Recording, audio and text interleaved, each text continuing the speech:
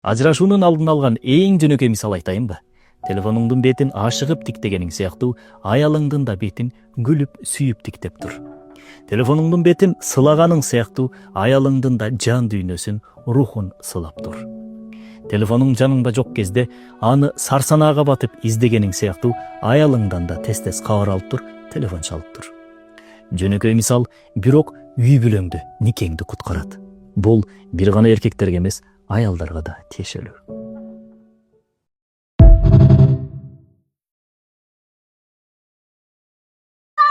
Nake videoda koyayım da taktım. Nake.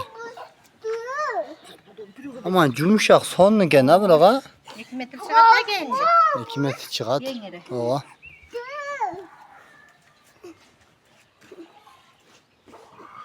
Sonunu tatılıp dur. 4, 5. Yengere.